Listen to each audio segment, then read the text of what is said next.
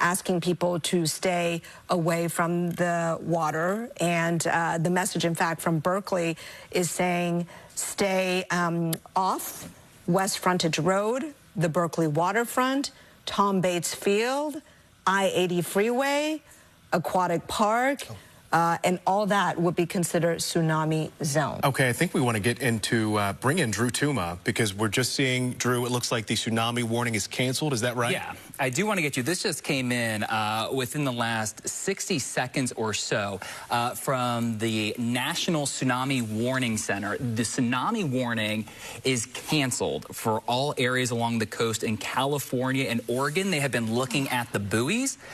They have observed no increase in wave heights around those buoys. So they do anticipate that we will not see any sort of tsunami along our coastline.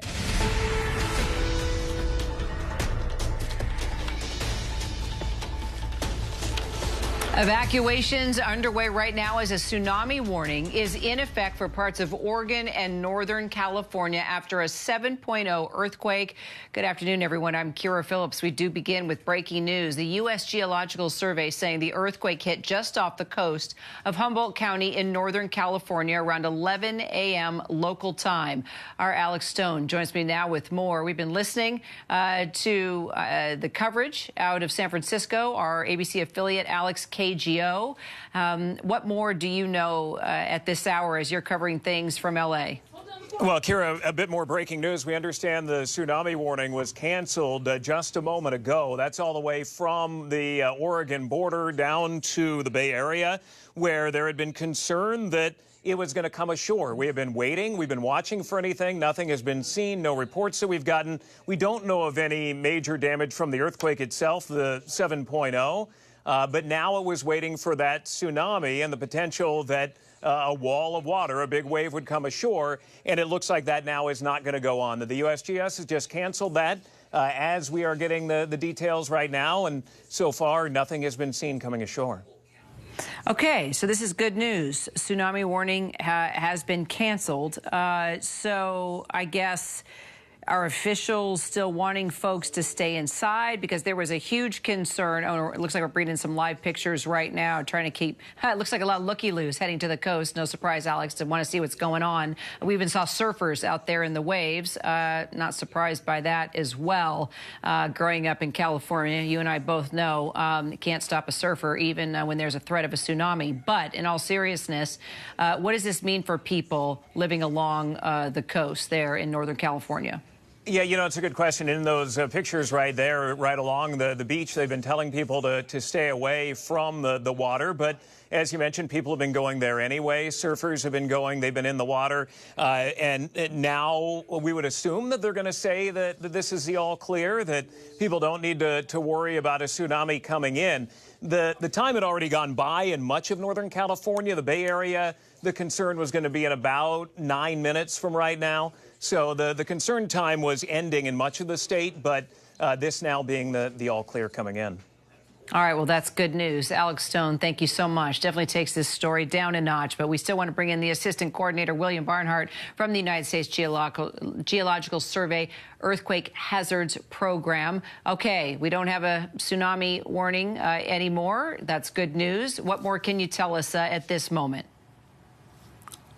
Hi, yeah, as you all have been talking about, there was a magnitude 7 earthquake about 10:45 local time today off the coast of California. Very luckily and encouragingly, we've seen that there was a tsunami warning that was issued that has since been retracted. Tsunamis are scary.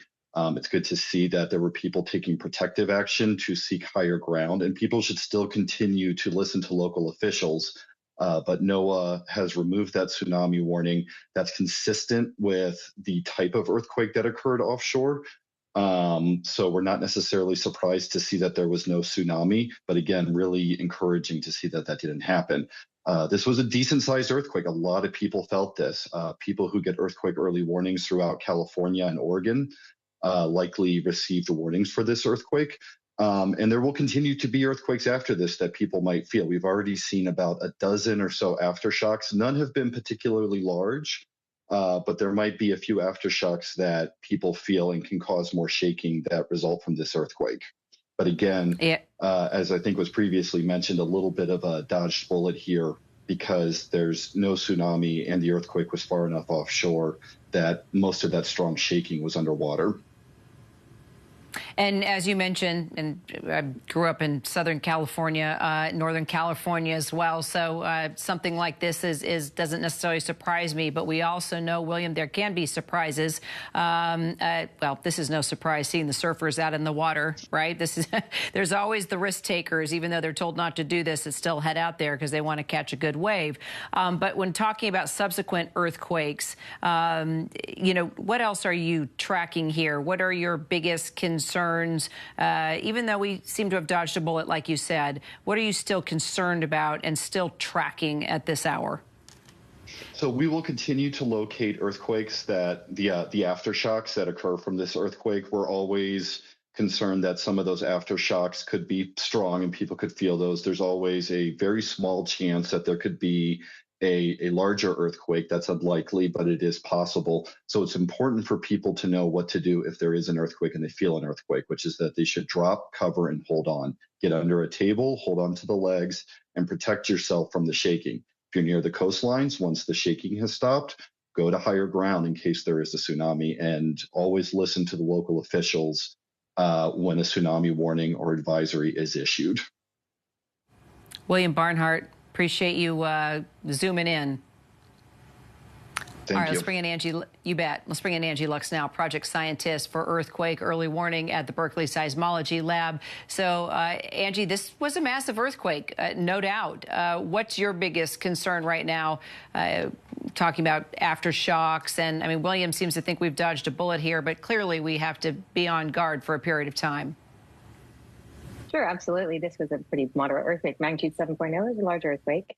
We did see some strong shaking on shore. As he mentioned, we are not expecting a sizable tsunami, and so that's great news. With this particular earthquake, we would expect some aftershocks. It's magnitude 7, and so we would definitely expect some aftershocks in the coming days. There's always a small possibility that there could be a larger earthquake that happens after this one, but of course, we don't know. We have no way of estimating or predicting that a larger earthquake will happen afterwards. But again, we know that there will be aftershocks. So if people haven't done so already, they should definitely download the MyShake Earthquake Early Warning app so that they can receive warnings of any future earthquakes that are happening. All right, so just from an educational perspective, the fact that you are there at the Berkeley Seismology Lab, with regard to what happened today, what we're still monitoring, what will it be like in the lab now? You know, when something like this happens, how does it get you guys into study mode? It was definitely very interesting this morning because we had a lot of people's phones and alerts going off. And for the split second when it first happened, there's this wonder of that just the other guys testing the system, you know, are they just playing with the alert sound? But no, in fact, then my phone goes off and we all got the warning that the earthquake had happened. And so, yeah, it's definitely, we wanted to see how well the earthquake early warning system did. It did fantastically. We estimated the maximum magnitude at magnitude 6.9. It was a magnitude 7 earthquake, so that's absolutely fantastic. All of the system worked as it should. We got the alert out to people in Northern California and in Oregon. So again, our earthquake early warning system, so from a research perspective and a project perspective, everything worked really well with the earthquake early warning system. So that was great. Right, so that's two good points to make: dodging a bullet and that our early warning system worked. Angie Lux, appreciate you. Thank you so much. Thank you for having me. Well, one of the other big stories we've been following today is the task force. It's investigated the has been investigating the attempted assassinations of President-elect Donald Trump. It held the final hearing today with Acting Secret Service Director Ronald Rowe, and members of the task force actually grilled him with a lot of questions about the Secret Service's current and past operations, and to ensure that an incident like the one in Butler, Pennsylvania, would never happen again.